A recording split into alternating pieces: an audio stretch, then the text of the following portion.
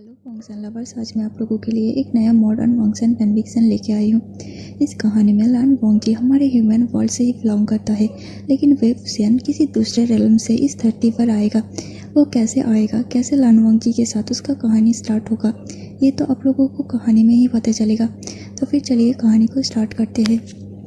एक बड़ा सा लैंड मेंशन दिखाया जाता है जिसमें लैन ए बैठ कर न्यूज़ पेपर रीड कर रही थी कि तभी अचानक से ऊपर से लान वोंगजी नीचे आता है और कहता है, मम्मा मैं बाहर जा रहा हूँ। लानी कहती है, नहीं आज तुम बाहर नहीं जा सकते, आज घर पे रुक जाओ। लान वोंगजी कहता है, लेकिन क्यों, मुझे घर पे क्यों रुकना है? मुझे दोस्तों के साथ पार्टी में जाना है और आप मुझे ऐसे नहीं रोक सकते। रानी कहती है, आज घर पे गेस्ट आने वाले हैं और तुम बाहर ऐसे नहीं जा सकते, तुम गेस्ट से नहीं मिलोगे क्या? तब लान वोंगजी उसके मदर से कहता है, कोई गेस्ट आए चाहे कौन सा भी गेस्ट आए, मुझे क्या, मुझे आपके गेस्ट से कोई लेना देना नहीं है, मुझे बाहर जाना है, मुझे अपने दोस्तों के साथ मिलना है। लानी कहती है, ठीक है तुम्हें जाना है तो जाओ, मैं बस यही कहना चाहती थी कि आज वे फैमिली हमारे घर पे आ रही है और अब तक तो वो लोग शायद आ भी चुके होंगे। 5-10 मिनट में वो लोग हमारे घर पे भी पहुंच जाएंगे। अगर तुम उनसे मिलना नहीं चाहते तो फिर ठीक है, चले जाओ, मुझे कोई फ़र्क नहीं पड़ता। तब फिर लान वोंगजी के कान खड़े हो गए। वो चुपचाप अपने माँ के सामने सोफे पे बैठा और उसके माँ के हाथों से न्यूज़पेपर को लेके पढ़ने लगा। लानी कहती है, अच्छा तुम तो अपने फ्रेंड्स के साथ पार्टी करने जा रहे थे ना? लान वोंगजी कहता है, किसने कहा कि मैं पार्टी करने जा रहा था? मैंने तो बस मजाक किया था आपके साथ। ये कह के वो उन न्यूज़पेपर को पढ़ने लगा। तभी लानी हंसने लगी जोर जोर से और लान वोंगजी न्यूज़पेपर को अपने फेस के सामने से हटा के अपने मदर की तरफ देखता है और कहते हैं कि आप हंस क्यों रहे हो, क्या मेरे फेस में जोकर लिखा है? उसके मदर तब उसको देखती है और कहती है, नहीं तुम्हारे फेस में जोकर तो नहीं लिखा है, लेकिन हाँ न्यूज़पेपर पे शायद लिखा है क्योंकि तुमने न्यूज़पेपर को उल्टा पकड़ा है। ये कह के वो वहाँ से तुरंत चली गई। लान वोंगजी का फेस शर्म से लाल हो गया। वो अपना एक्साइटमेंट छुपाने के चक्कर में इतनी बड़ी गलती कैसे कर सकता है। लानी वहाँ से उठकर जाने वाली थी कि तभी उन्हें अचानक से गाड़ी के हॉर्न सुनाई दिया। उन्होंने कहा, अच्छा वो लोग शायद आ गए होंगे। एक्साइटमेंट में लान वोंगजी भी सोफे से उठकर खड़ा हो गया। कुछ सेकंड बाद ही वे फैमिली एक एक करके लैंड मेंशन में एंटर करते हैं। सबसे पहले कांगशी शेरन अपने हाथों में एक बुके लेके अंदर एंटर करती है। फिर इसके पीछे उसका हस्बैंड वे चंग से, उसके हाथों में कुछ खाने का सामान थे। वे चंग से के पीछे लैन सिचान, लैन चिरन एंड उस वे चैंग था। तीनों एक साथ कुछ बातें करते हुए आ रहे थे। तभी लैन इन्हें उन लोगों को पूछा, अरे आ गए तुम लोग, लेकिन सिचान चिरन तुम लोग उन लोगों से कब मिले?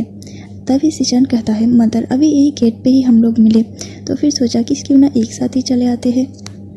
लानी कहती है, अच्छा किया तुम लोग, लेकिन एक और मेंबर कहाँ है? लान वोंगजी भी अभी तक एक्साइटेड होकर उस मेंबर का इंतज़ार कर रहा था। जब कांगशी शेरन और वे चंग से अंदर एंटर करता है तभी वो उन लोगों को ग्रीट करने के बाद उन लोगों से पूछना चाहता था कि वेइंग कहाँ है, लेकिन उसको इतना हिम्मत ही नहीं हुआ कि वो उन लोगों से वेइंग के बारे में पूछ सके। पर देखो उसका काम तो उसका मदर ने ही कर दिया। तभी कांगशी शेरन वे चंग की तरफ देखते हैं और कहते हैं, वो तो तुम्हारे साथ था ना, वो कहाँ गया? तुम तो उसे आइसक्रीम खिलाने के लिए रुके थे ना? वे चंग ने कहा कि हाँ मदर, मैं उसे आइसक्रीम खिलाने के लिए रुका था, लेकिन तब मुझे सिचान मिल गए और मैं सिचान के साथ बातें करते हुए इधर आ गया। पता नहीं वो बेवकूफ़ कहाँ होगा, मैंने तो सोचा कि वो मेरा पीछा करते करते आ जाएगा, लेकिन वो शायद वहीं पे रह गया है। कांगशी शेरन कहते हैं, हे भगवान, इस मेरे बुद्धू सा बच्चे को लेके मैं क्या करूं? आखिर उसे इतना शैतान क्यों बनाया है भगवान ने? जब देखो तब शैतानी, हर वक्त वो अपने आप को डेंजर में फंसा लेता है, एक सेकंड उसको चैन नहीं मिलता। लानी कहती है, अरे वो बस एक छोटा सा बच्चा है, उसे डांट क्यों रहे हो? ये बात सुन के लान वोंगजी को थोड़ा सा गुस्सा और पॉजिटिवनेस दोनों ही हो रहा था। आखिर वो फुसियन ऐसा कैसे हो सकता है कि खुद को ही भूल जाए? बस यही देखना बाकी था, आखिर कोई इंसान इतना बुद्धू और इतना इडियट कैसे हो सकता है। लान वोंगजी अब गुस्से से कहते हैं, मम्मा आप एक 21 साल के लड़के को बच्चा कैसे बोल सकते हो? वो आपका बच्चा जब भी यहाँ आता है कुछ ना कुछ गड़बड़ करके जरूर जाता है, कभी ये चीज़ खो देता है तो कभी वो चीज़ खो देता है, अब तो उसने खुद को ही खो दिया, अजीब है, हद है भाई। ये कह के वोंगजी की गुस्से से दिल मिला रहा था। तभी वोंगजी के माता वोंगजी को डांटते हुए कहते हैं, रंजान भूलो मत कि वो इस दुनिया से नहीं है, वो यहाँ नया है। जब भी वो यहाँ आता है तब वो एक्साइटमेंट में कुछ ना कुछ गलती कर देता है। इसमें उसका क्या गलती है? अगर तुम उसके वर्ल्ड में जाओगे, उसके realm में जाओगे तो तुम भी तो वैसा ही कुछ गलती करोगे ना। और तुम तो एक बार करके भी आ चुके हो, तुम उससे क्यों बोल रहे हो? वांगजिया गुस्से से कहता है, हद है, वो गलती करे वो ठीक है, अगर मैंने कुछ बोल दिया तो वो गलत, ये सही है। तब लैन सीजन उन लोगों को शांत करते हुए कहता है कि ठीक है सब लोग शांत हो जाओ, मैं उसको लेके आता हूँ। हमारी मेंशन के बाहर थोड़ी देर बाद जो स्टॉल लगा हुआ है आइसक्रीम का, क्या वो वहीं पर आइसक्रीम खाने के लिए रुका है? जियांग चन ने कहा हाँ, और मैं भी तुम्हारे साथ आता हूँ। तभी लान वांगजी कहती है, कोई ज़रूरत नहीं, मैं जाऊँगा उसको लाने। लान वांगजी की बातों को सुनकर जियांग चन अब गुस्सा हो जाता है और उसे कहता है, हाँ, जैसे कि मैं अपने ब्रदर को तुम्हारे साथ छोड़ दूँगा। वांगजी कहते हैं, आखिर तुम्हारी प्रॉब्लम क्या है मुझसे? तुम मेरे ब्रदर से बात कर रहे हो, मैंने कुछ कहा क्या? कुछ नहीं कहा, तो फिर तुम क्यों बात कर रहे हो? जियांग चन कहते हैं, मुझे पता है कि तुम्हारा इरादा अच्छा नहीं है, तुम मेरे भाई को लेकर बिल्कुल अच्छा नहीं सोचते, इसीलिए मैं तुम पर भरोसा नहीं करता, और उसे तो मैं तुम्हारे साथ अकेला हर किसी नहीं छोड़ने वाला। आचंग, ये तुम कैसे बात कर रहे हो? भूलो मत कि हम उन्हीं लोगों के घर में आए हुए हैं। वे चांग से जियांग चन को डांटते हुए कहा, उसका 2 ही बेटा है और 2 बेटे के ऐसे ऐसे हरकत है कि कहीं जाने पर वो अपना मुख से ही से ऊंचा करके भी नहीं खड़ा हो सकता। जहाँ जाता है उनके ये दोनों बेटे उसका नाक कटा के चला आता है। हर जगह जाता है, हर लोगों से दुश्मनी मोड़ लेता है और सभी से पंगा लेता फिरता है। कहाँ वो लोग लैन फैमिली में डिनर करने के लिए आए थे और कहाँ अभी मामला धीरे धीरे गर्म हो रहा था कि तभी कांगसी सेरन सभी को शांत करते हुए कहती है कि आचंग का कहने का मतलब वो नहीं था। हम जानते हैं कि आसियान कितना चंचल है, वो एक जगह पर तो नहीं ठहरने वाला। हम उसे आइसक्रीम पार्लर के सामने छोड़ के आ गए, लेकिन क्या पता कि वो अब तक वही हो कि नहीं। अगर वांगजी जाएगा तो वो उसे ढूंढ नहीं पाएगा, और अगर आचंग जाएगा तो वो उसे आसानी से ढूंढ पाएगा। आचंग आसियान के स्मेल से पता कर लेगा कि वो कहाँ है और कितने दूर है, लेकिन वांगजी ऐसा नहीं कर पाएगा, इसलिए शायद आचंग वांगजी को रोक रहा है। पर उसका बुद्धू बेटा वे चंग फिर से वांगजी के साथ झगड़ने लगा। नहीं मदर, बिल्कुल नहीं, मैं इस पर भरोसा नहीं करता, इसलिए मैं इसे जाने से मना कर रहा हूँ। अब तो कांगसी सेरन और वे चंग से दोनों ही ने अपने सिर में अपने हाथ को पीटने लगा कि आखिर वो दोनों अपने बच्चों को लेकर क्या करे। एक 25 साल का है और एक 21 साल का है, लेकिन दोनों के अंदर ही दिमाग नाम का कोई चीज़ भी नहीं है। जहाँ जाते हैं अपने पेरेंट्स की इज्जत को नीलामी करके चले आते हैं, हर जगह अपने पेरेंट्स को फंसा देते हैं ये लोग। उन लोगों को ऐसे बातूनी लड़ाई चल ही रहा था कि तभी एक छोटा सा ड्रैगन आके उनके डाइनिंग रूम में अपने मुंह के बल गिर गया। वो चीज़ इतना जल्द आके और इतना जल्द गिर गया कि किसी को भनक तक नहीं लगा। सभी लोग हैरान होकर उस चीज़ को देखने लगे।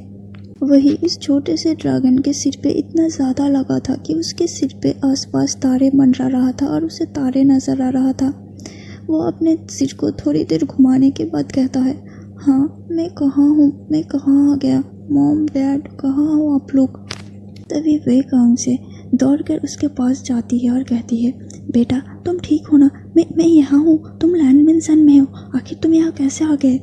तब उस ड्रैगन को समझ में आया कि हाँ, वो बिल्कुल सही जगह पर आया है। वो खुश हो, थोड़ी देर इंतज़ार नहीं कर सकते थे क्या? मैं बस तुम्हें लाने के लिए आने ही वाला था। उस इंसान ने अपना मुंह को दूसरी तरफ फिरा लिया और कहा, तुम अगर मुझे लेने के लिए आने ही वाले थे तो फिर आए क्यों नहीं? मैंने आइसक्रीम ख़त्म किया, 1 नहीं 10। फिर वो लोग मुझसे पैसे मांगने लगे। भला मैं पैसे कहाँ से देता उसे? इसीलिए मैंने अपना रूप बदला और वहाँ से भाग निकला। अब वांगजी उसके पास जाता है और कहता है, क्या इसका मतलब तुमने किसी का आइसक्रीम उसे बिना पैसे दिए ही खा गए? आखिर तुम कैसे इंसान हो? अब वो इंसान कहता है, मैं इंसान नहीं, मैं एक ड्रैगन हूँ, एक छोटा सा क्यूट ड्रैगन, समझे? और मेरे पास पैसे नहीं था तो मैं कहाँ से देता? सब लोग तो मुझे छोड़ के आ गए वहाँ पर। तब आचंग कहते हैं, अगर तुम्हारे पास पैसा नहीं था तो तुम्हें 10 आइसक्रीम खाने के लिए किसने बोला था? तभी वो इंसान कहता है, वो तो मैं मज़े में खा गया। लैन चिरन कहते हैं, अरे डांटो मत उसे, वो बस बच्चा ही तो है, उसने पैसा नहीं दिया तो क्या हुआ? मैं कल जाकर उस इंसान को पैसा दे दूंगा। अरे मैं उसे दुगना पे कर दूंगा, तुम लोग उसे डांटो मत। विंग, बेटा क्या तुम ठीक हो? विंग हाँ में सर हिला देता है और कहता है, हाँ अंकल, मैं बिल्कुल ठीक हूँ, आप बहुत अच्छे हो, सब लोगों को डांटो, सब लोग मुझे छोड़ के आ गए। और ये अचांक इसको सिचान का दिखा कि नहीं, ये तो मुझे छोड़कर ही आ गया। मैंने कितनी बार इसके कार के पीछे भागा, मैंने बार बार कहा अचांक मुझे छोड़ के मत जाओ, अचांक अचांक, लेकिन इसने मेरी बात को बिल्कुल इग्नोर कर दिया, मेरी बात को एक बार सुना तक नहीं और सिचान का के पीछे धूम हिलाते हिलाते चला गया।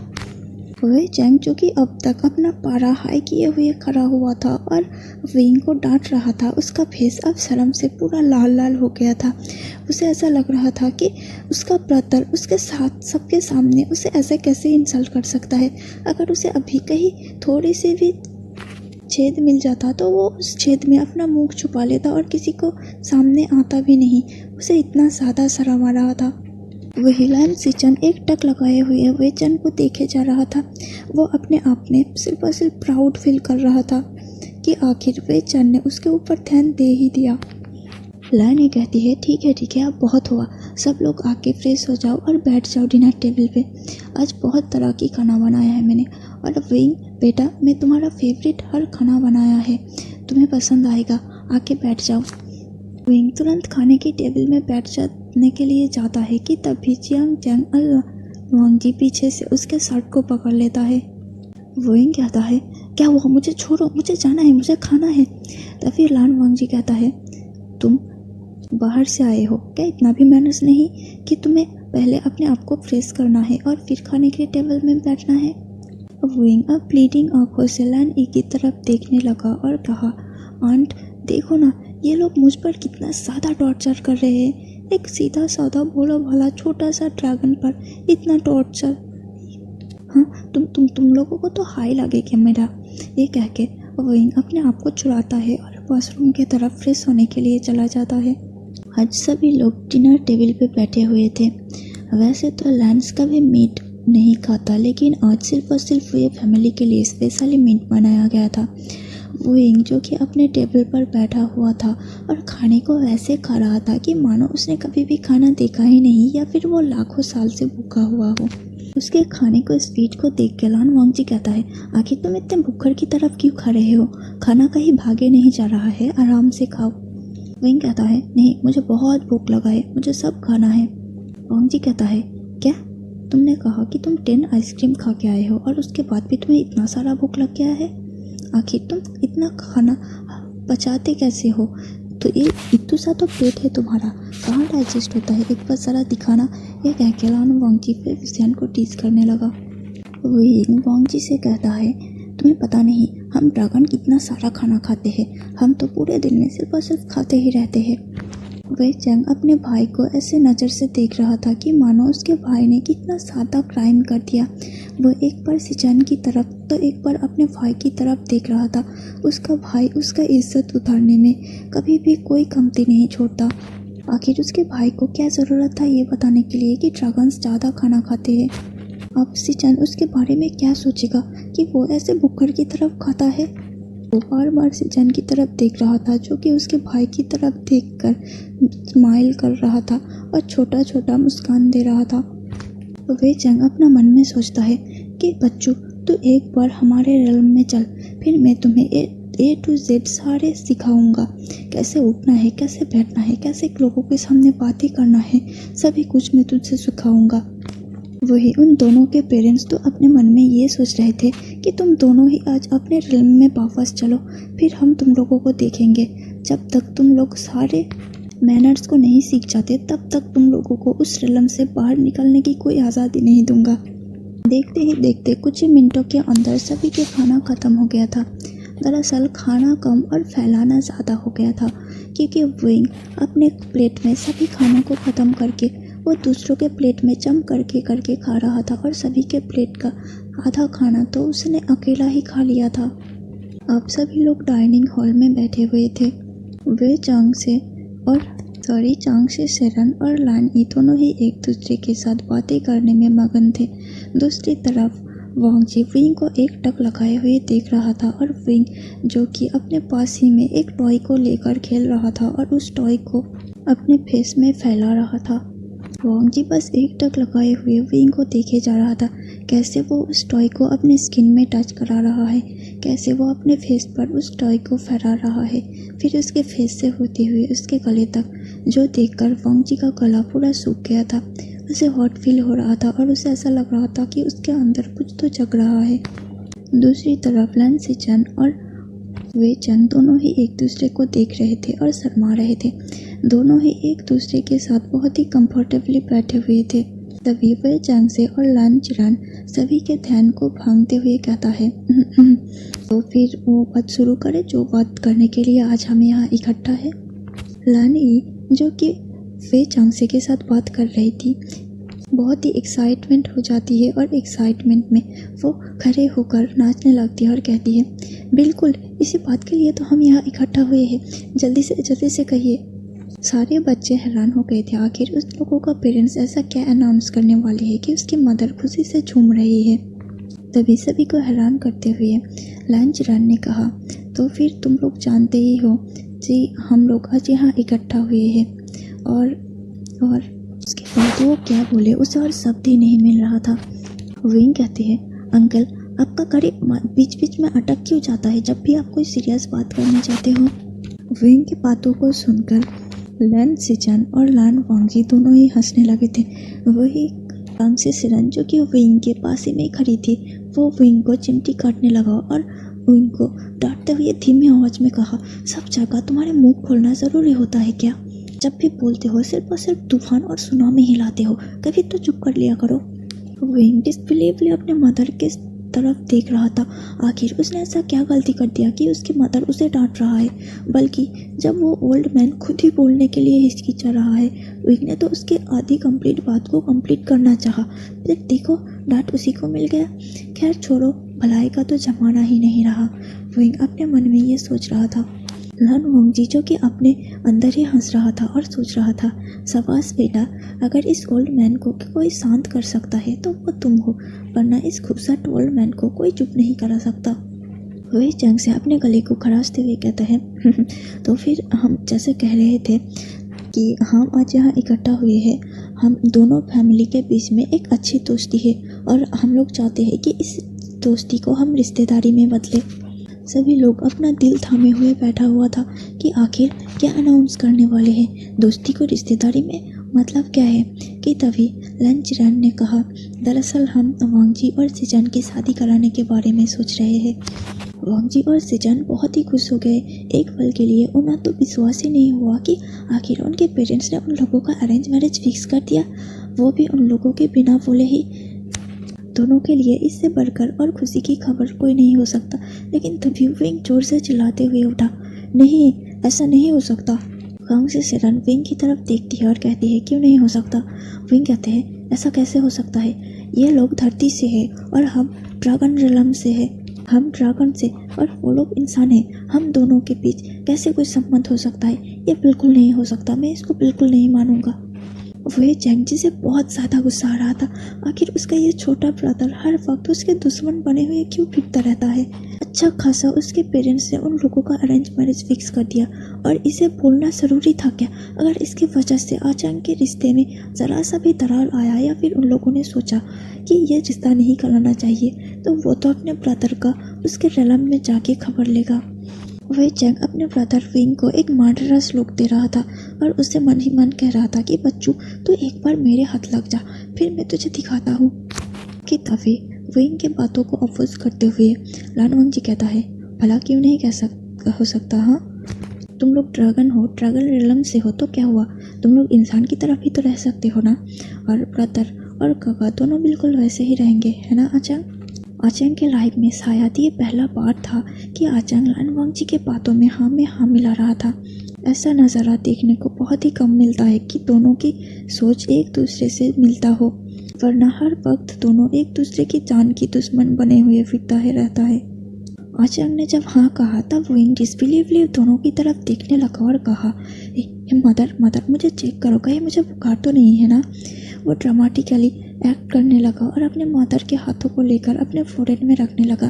कांग से सिरन कहती है कि विंग चुप कर जाओ, लेकिन फिर विंग चुप नहीं होता, वो बस कहता रहता है, आखिर ये दोनों की बातों में सहमति कैसे जता सकता है? कहीं मेरे कान तो खराब नहीं हो गया है ना? कहीं मुझे बुखार तो नहीं हो गया है ना? मदर, मुझे चेक करो ना। कि तभी कांक्षी सिरन विंग को जोर से डांट देती है, जिसकी वजह से विंग अपना मुंह नीचे करके खड़ा हो जाता है और बुदबुदाने लगता है। सभी बोले तो ठीक है, और जब विंग कोई चीज़ बोलने जाता है तब सब उसे चुप करा देता है। कोई मुझसे प्यार नहीं करता, मैं अपने रलम में जाऊँगा और फिर अपने आप को सेक्लूजन में डाल दूँगा। फिर इन लोगों को समझ आएगा कि विंग होता तो इन लोगों के लाइफ में सारे काम कितने आसानी से हो जाता है। इन लोगों को एंटरटेनमेंट करने को मिलेगा। मगर मेरे सेक्लूजन के जाने के बाद ये लोग ये बात समझेंगे। अभी इन लोगों को इतना समझ कहाँ है। मैं एक ना एक दिन इन लोगों को समझा के रहूँगा, मेरा वादा है। लान वांगजी विंग के सिर पे टक करके एक बार मारता है और उसे कहता है, अपने इस छोटे से दिमाग में इतना बड़ा खिचड़िया पकाना बंद करो। तुम क्या सोच रहे हो? सब हमें सुनाई दे रहा है। विंग कहता है, लेकिन मुझे कैसे सुनाई दे रहा है? मैं तो अपने मन में कह रहा हूँ ना। तभी लान वांगजी कहता है, बुद्धू, तुम अपने मन में नहीं, तुम सबके सामने बोल रहे हो। सब ने सुना कि तुम क्या बोल रहे हो। विंग अब अपने आप को डिफेंस करते हुए बोलता है, हाँ तुम्हें सबको सुना के ही बोला ना, सब सुनेंगे तो क्या है इसमें? मैंने तो इसलिए कहा था कि सब लोग सुने। तभी विंग के मदर कहता है, इस बुद्धू को इग्नोर करो और चलो हम जो टॉपिक पर डिस्कस कर रहे थे उसी टॉपिक पर चलते हैं। विंग को बड़ा गुस्सा आता है। आखिर उसके मुंह के सामने उसके मदर उसे बुद्धू कैसे बोल सकता है? उसकी इज्जत का कोई वैल्यू नहीं है क्या?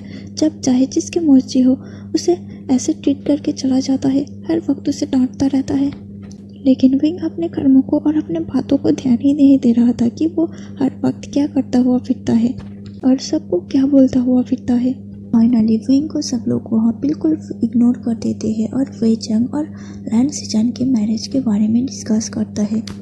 आने वाले फुल मून के नाइट में दोनों का एंगेजमेंट फिक्स कर दिया जाता है, क्योंकि फुल मून की नाइट ड्रैगन्स के लिए एक बहुत ही बड़ा दिन होता है। उस दिन वो लोग अपने पावर्स के तुरंत सीमा में होता है।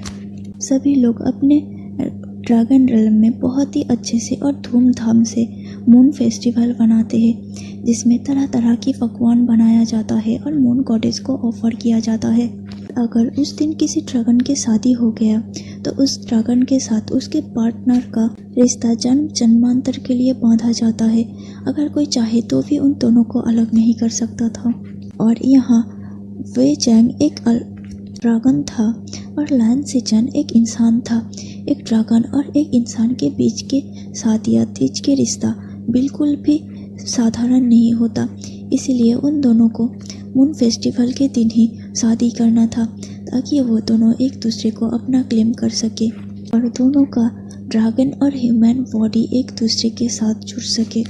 उस बड़ों की बातों के बीच में विंग को बहुत ही बोरिंग फील हो रहा था और ऊपर से सब ने उसको ऐसे इग्नोर कर दिया था मानो कि वो एग्जिस्ट ही नहीं करता। विंग बोर फील करते करते वहाँ से निकल गया। वो अपना ड्रैगनी रूप लिया और पूरे घर को घूमने लगा, लेकिन तभी उसे बड़ी जोर से सूसू आया, जिसकी वजह से वो अपने इंसानी रूप में चला आया, क्योंकि अगर वो ड्रैगन रूप में रहेगा तो वो ड्रैगन रूप में ही सुसु कर देगा और पता नहीं उसके सुसु कहाँ जाकर गिरेगा और फिर बाद में उसी को डांट पर सुनने को मिलेगा। इसीलिए वो तुरंत अपने इंसानी रूप में आकर उसके सामने जो कमरा था उस कमरे में घुस जाता है और अपने पेट को हल्का करने लगता है।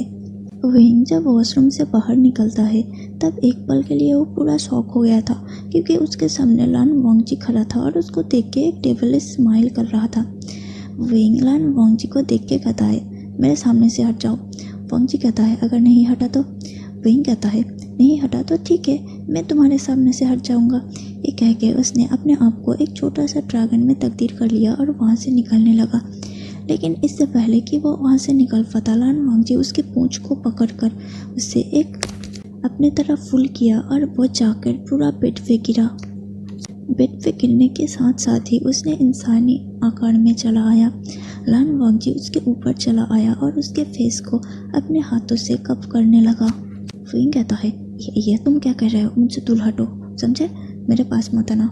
लान वांगजी कहता है, अच्छा ऐसी बात है? और जब तुम मेरे पास आते थे, जब मैं तुम्हें मना करता था तब तो तुम नहीं मानते, और अब भला मैं तुम्हारा क्यों मानूं? विंग कहता है, वो तब तो मुझे इस बारे में कुछ भी नहीं पता था। तब क्या मुझे पता था कि मैं इंसानी दुनिया में हूँ? और तब मैं सिर्फ तुम्हें देखा था, इसलिए मैं तब सिर्फ तुम्हें पहचानता था और तुम्हारे साथ वो सारी हरकतें करता था। लेकिन इसका मतलब ये नहीं कि तुम भी मेरे साथ ये सारी हरकतें करो। वांग जी कहता है, ये तो तुम्हें उस वक्त सोचना चाहिए था जब तुमने मुझे सिड्यूस करने की कोशिश किया था। हर टाइम तुम आते हो, मुझे सिड्यूस करते हो और यहाँ से भाग जाते हो। तुम्हें क्या लगा कि तुम हर वक्त बचते फिरोगे? कभी ना कभी तो तुम्हें मेरे हाथ लगना ही था ना वे वुशियान।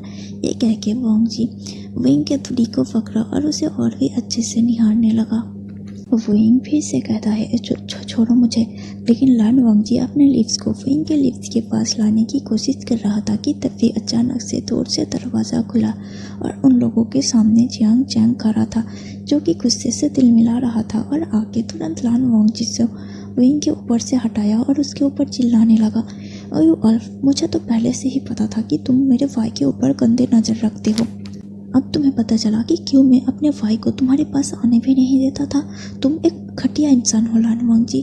आखिर तुम मेरे भाई के साथ क्या कर रहे थे? हाँ, उसे उस बारे में कुछ भी नहीं पता, वो मासूम है। और हाँ, दोबारा उसके बारे में उसके साथ ऐसे ऐसे हरकतें करने की कोशिश करोगे तो मेरे हाथों से बचकर नहीं जा पाओगे। विंग डिसबिलीवली अपने भाई की तरफ देख रहा था कि आखिर ये ड्रैगन कितना पलटू है। अभी थोड़ी देर पहले जब उसका शादी का बात चल रहा था तब तो वो लान वांग जी के साथ बड़ा भाईचारा दिखा रहा था और उसके हाँ में हाँ मिला रहा था, और अब देखो लान वांग जी के साथ कैसे तू मैं कर रहा है। ये वे चैंग उसका ब्रदर ना होके एक गिरगिट होना चाहिए था, क्योंकि ये हर वक्त एक गिरगिट की तरफ रंग बदलता रहता है। चलिए आज के पार्ट को यहीं पे ख़त्म करते हैं। स्टोरी कैसा लगा प्लीज़ कमेंट में बताना। आप लोग बिल्कुल कमेंट नहीं करते। अगर आप लोग कमेंट नहीं करोगे तो मुझे कैसे पता चलेगा? एक कम से कम एक रिव्यू तो दो कि अच्छा लग रहा है या फिर बुरा लग रहा है। अगर अच्छा लग रहा है तो ठीक है, अगर अच्छा नहीं लग रहा है तो मैं स्टोरी लाइन को थोड़ा सा चेंज कर दूँगी, थोड़ा सा और ज़्यादा और अच्छा सोचने की कोशिश करूँगी। लेकिन आप लोग एक रिव्यू तक नहीं दोगे तो मुझे कैसे पता चलेगा कि मेरी स्टोरी अब तक पहुंच रहा है और अच्छा लग रहा है कि नहीं लग रहा है। प्लीज़ कम से कम एक हार्ट कमेंट कर देना, और अगर स्टोरी अच्छा लगा हो तो प्लीज़ लाइक कर देना और अपने दोस्तों के साथ ज़रूर शेयर करना। और जो कोई भी चैनल पे न्यू आ रहे हो प्लीज़